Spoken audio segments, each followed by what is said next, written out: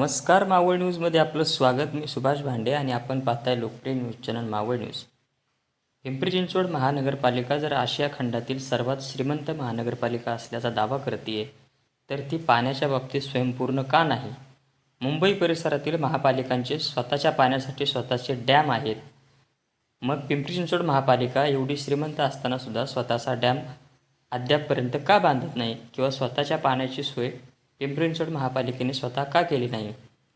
तेथील नेते मावळच्या पाण्यावर अवलंबून आहेत आणि मावळच्या पाण्याचे सतत राजकारण केले जाते. पिंपरी चिंचवड महापालिकेने पवना नदी सुधारणा प्रकल्पासाठी सुद्धा काहीही पुढे येऊन पुढाकार घेऊन सुधारणा केलेली नाही किंवा पिंपरी चिंचवड महापालिका पूर्णपणे मावळावरच पाण्यासाठी का अवलंबून आहे, असा सवाल उपस्थित करत मावळ तालुका काँग्रेस पक्षाने आज तळेगाव दाभाडे येथे पत्रकार परिषद घेतली. सर्वांनीच ऐकावी अशी अभ्यासपूर्ण ही पत्रकार परिषद होती. या पत्रकार परिषदेमध्ये तालुक्याचे माजी अध्यक्ष ॲडव्होकेट दिलीप ढमाले आणि विद्यमान तालुका अध्यक्ष यशवंत मोहोळ यांनी पत्रकारांसमोर अनेक मुद्दे मांडले. पवना बंदिस्त जलवाहिनी प्रकल्पावर कसा तोडगा निघेल आणि पिंपरी चिंचवड महापालिकेचा पाण्याचा प्रश्नसुद्धा कसा सुटेल, यावर प्रकाश टाकणारी ही पत्रकार परिषद. या पत्रकार परिषदेमध्ये अभ्यासपूर्ण पद्धतीत काँग्रेसच्या नेत्यांनी नेमके काय मुद्दे मांडलेत, ऐकूयात. तालुक्यातल्या तमाम जनतेने हा जलवाहिनीला विरोध केलाय. त्याच्यामुळे आमच्या पक्षाची भूमिका ही जनतेबरोबर राहण्याची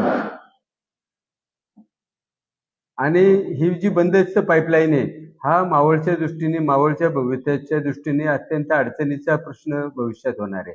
त्याच्यामध्ये तळेगाव असेल, देवरोड असेल, आमच्या मावळ पट्ट्यातला काही विषय असेल आणि ज्या तालुक्यातल्या ज्या इंडस्ट्रीज आहेत, उर्शी असेल, बेबडोळ असेल किंवा अन्य ठिकाणी इंडस्ट्रीज झाल्या. आता या तालुक्याचा डेव्हलपमेंट प्लॅन तयार होतोय.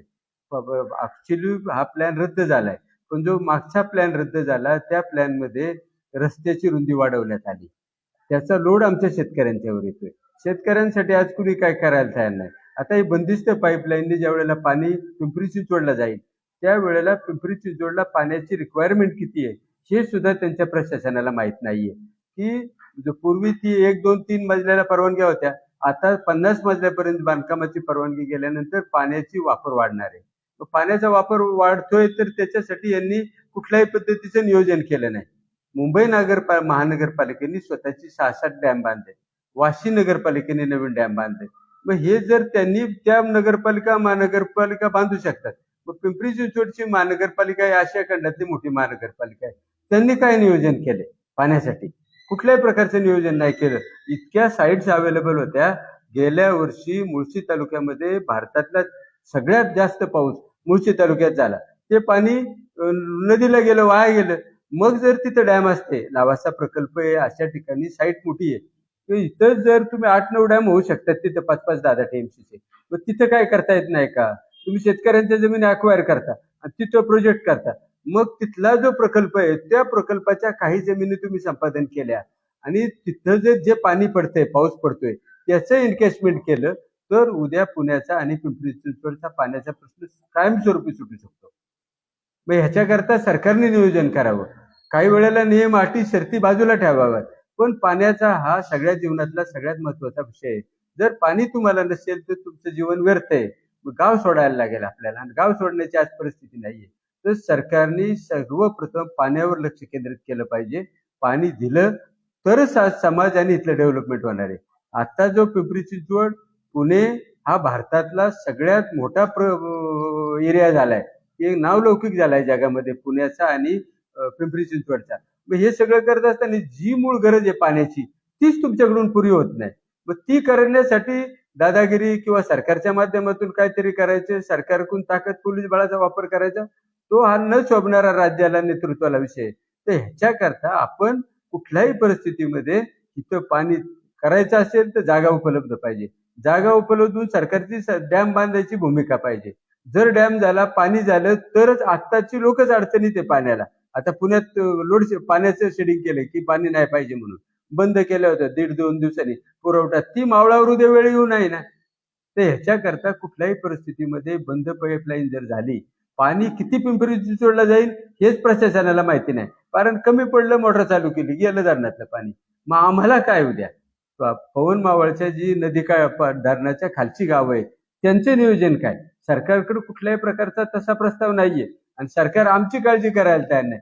सरकार पिंपरी चिंचवडची काळजी करते, त्यांचीही करा, त्याला आमचा विरोध नाही. आजही आम्ही नदी वाटे पाणी देतोय, पण ही नदी स्वच्छ राहण्यासंदर्भात पिंपरी चिंचवडने गेल्या 40-50 वर्षाच्या कार्यकाळात काहीच चांगलं काम केलेलं नाहीये. भिंती बांधायला पाहिजे होत्या नदीला, रिटेनिंग वॉल बाजूला, तर तुमचं प्रदूषण झालं नसतं, पाणी स्वच्छ राहिलं असतं. धरण वाढवायचं, उंची वाढवायचं काय केलेलं नाही. प्रकल्पग्रस्तांच्या ज्या जमिनी गेल्या ते बिचारे मुंबई पुण्याला जाऊन हलक्या स्वरूपाची कामं करतात. प्रपंच उद्ध्वस्त झाले आमच्या लोकांचे, पण आता पर्याय नाही त्याला, तरी बिचारे काय बोलत नाही. आम्ही कोर्टात आहे त्याच्यात. मग पिंपरी चिंचवड जर शेतकऱ्यांचे प्रश्न सोडवायचे असतील आणि तुम्हाला पाणी पाहिजे तर पिंपरी चिंचवडने लिगल टीम तयार करावी, त्यांचे वकील हायकोर्टात, सुप्रीम कोर्टात मदत करावी, ज्या आमच्या शेतकऱ्यांचे आज प्रश्न प्रलंबित आहे. मॅडम, आम्ही इथं कॉन्ट्रीब्युशन करतोय, वर्गणीकडून मुंबईत वकील नेमलेत आणि त्यांना फी देतोय. वकिलांच्या फी न परवडणार आहे, पण आता करणारे ते वकील आम्हाला तिथे सहकार्य करतायत. तर ह्याच्याकरता पिंपरी चिंचवड महानगरपालिकेने पाण्याबरोबर ह्या आमच्या प्रकल्पग्रस्तांचा प्रश्न सोडवायचा. आमचं पवित्र, मला सांगायचं राहिलं, जे पवित्र वाघेश्वराचं मंदिर आहे त्याची अवस्था वाईट आहे आज.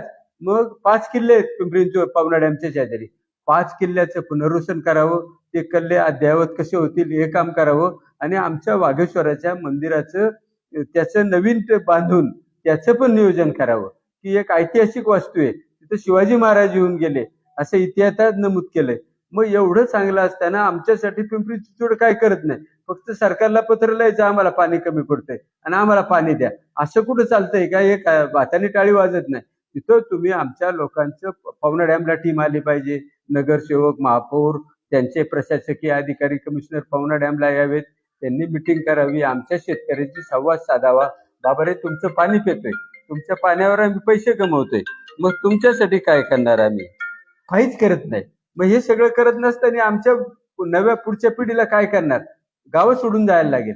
तर याच्याकरता पहिलं पाण्याचं नियोजन करावं, आमच्या प्रकल्पग्रस्ताचे प्रश्न सोडवावेत.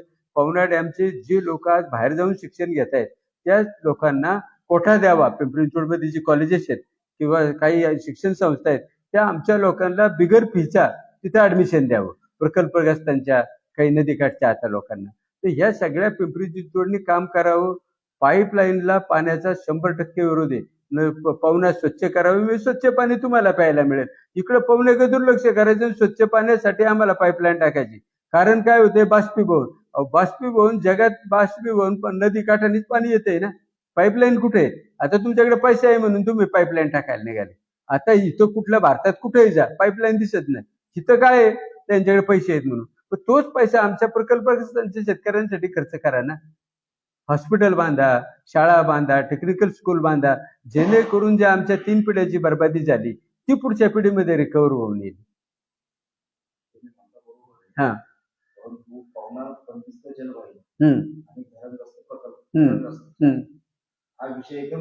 बघ, अगदी ऐका, आमचं काय प्रश्न आहे? आम्ही दोघांचं नेतृत्व करतोय.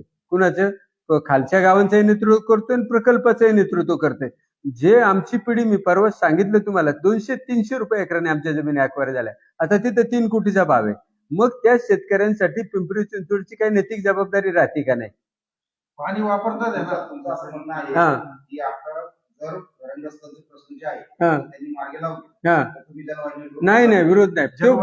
जलवाहिनीचा विरोध एकच मिनिट. पाण्याचा प्रश्न आमचा वेगळा विषय आहे आणि जलवाहिनी आपलं प्रकल्पग्रस्तांचं पुनर्वसन किंवा त्यांच्या काय अडचणी, तो 2 वेगळे विषय आहेत. आता आमचा जो पहिला विरोध आहे तो आमचा जलवाहिनीला विरोध आहे. त्याची कारणं सांगितली आम्ही की भारतात कुठेच जलवाहिनी नाही, पिंपरी चिंचवडलाच कशी काय आली? पुण्याला नाही जलवाहिनी आणि पिंपरी चिंचवडला का पाहिजे? पुण्याचं खडकवासला धरणाचं पाणी पृथ्वीपर्यंत जाते, त्याला कॅनलद्वारे जाते, तिथं पाईपलाईन नाही. मग इथं तुम्हाला काय गरज पडली? हा हा हा हा नाही, आमचं असं म्हणणं आहे, जी आमची भूमिका आहे तीच आमच्या तालुक्यातल्या नेतृत्वाने स्वीकारावी आणि तोच विरोध त्यांनी मुख्यमंत्र्याला सांगावा. त्यांच्या कानावर घेतल्या लोकप्रतिनिधींनी आमची भूमिका आमच्या वतीनं त्यांनी घालावे. आम्हाला बोलावली तर आम्ही बोलतो तिथे. तुम्हाला या गोष्टीचं आमंत्रण आलंय? नाही, आता आलं नाही, येऊ शकतं. तशी चर्चा चालू आहे की तुम्हाला यायला लागेल. आम्ही तयार आहे.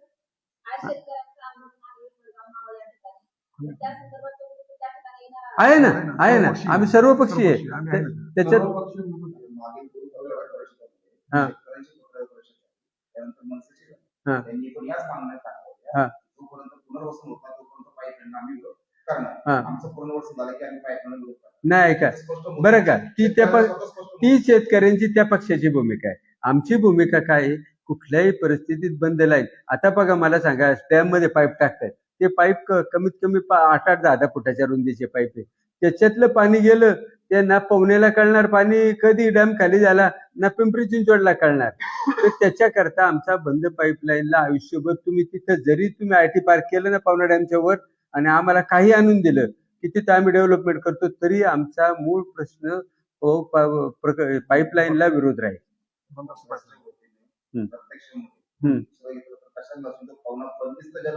जलवाहिनीला विरोध, जलवाहिनीला विरोध आहेच आमचा. त्याच्यानंतर जे तुम्ही प्रकल्प रस्त्यांचे प्रश्न, प्रकल्प रस्त्यांचे आम्ही भांडतोच आहे ना. नाही ना, आता त्यांनी मुद्दे हाकडला, ते मुद्दे साईडला ठेवले प्रकल्प रस्त्यांचे. नाही, ऐका असं अगदी तुमचं बरोबर आहे. आमचं काय मत आहे, हा प्रकल्पग्रस्तांचा प्रश्न पाण्याच्या नंतर उभा राहतो. मग ज्या शेतकऱ्यांच्या जमिनी गेल्या त्यांना न्याय दिला पाहिजे ना, पहिला न्याय द्या. आणि बंद लाईन हा विषयच नाही. हो, दोन्ही वेगळे विषय. नाही बरोबर. हो, बळी गेले.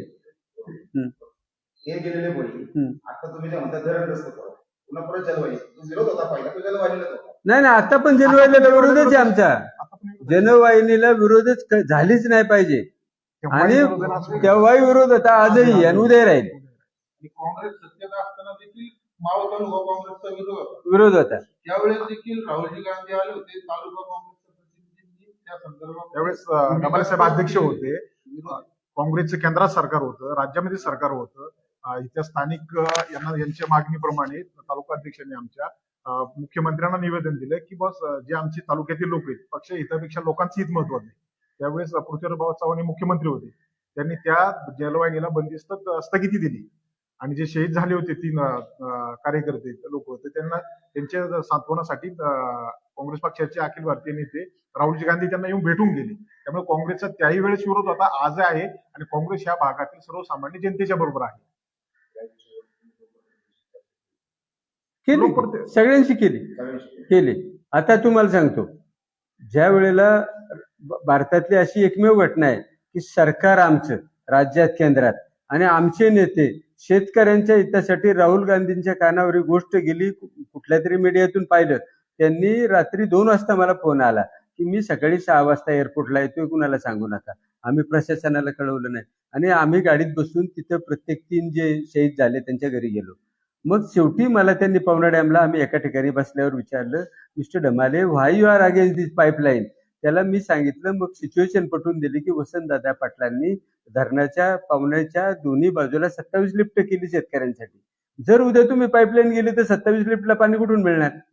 मग त्यांनी सगळे बाबू घेतल्यावर त्यांनी पृथ्वीराज बाबांना फोन केला, बाबा, I am with Dilip Dhamale, he is against pipeline, party is against the pipeline, please cancel it. त्यांच्या विनंतीवरून पृथ्वीराज बाबांनी हे रद्द केलाय प्रकल्प. मी सत्ता असताना, मग आता सत्ता मुख्य फडणवीसांची, त्यांनी रद्द करावं. केंद्रात त्यांची सत्ता आहे, राज्यात त्यांची सत्ता आहे, त्यांनी रद्द करावं. त्यांच्याच विचाराचे आमदार आहेत. म्हणजे सर्वांनी एकत्र मिळून आम्ही जशी स्थगिती घेतली, आम्ही आमच्या मित्रपक्षांचा विचार नाही केला त्यावेळेस आघाडी सरकारमध्ये असताना. आम्ही शेतकऱ्यांच्या लोकांच्या हितासाठी निर्णय घेतला. मग हे सत्य यांनी तसं स्थगिती घ्यावी ना. आज पण विरोध आहे. आज राज्य पातळीवरचे भाजपचे नेते पाईपलाईनच्या बाजूने असतील, पण बीजेपीची जे इथले लोकल स्थानिक आहेत ते विरोधात आहेत ना. आडवाणी साहेब आले होते त्यावेळेस. हा, नाही, आडवाणी आधी आले होते. कुणाची पहिली आमची मागणी बंदस्त जलवाहिनी होता कामा नाही. दुसरी आमची मागणी प्रकल्पग्रस्ताचे प्रश्न प्राधान्याने सोडवावेत आणि प्रकल्पग्रस्तांनी ज्या मागण्या केल्या त्याच्या व्यतिरिक्त याला पवना डॅमला शाळा, कॉलेज, टेक्निकल स्कूल, दवाखाना हा पवना डॅमच्या प्रकल्पग्रस्तांच्या आणि स्थानिक तिथल्या लोकांसाठी पिंपरी चिंचवड महानगरपालिकेने स्वतःच्या खर्चातून करावा.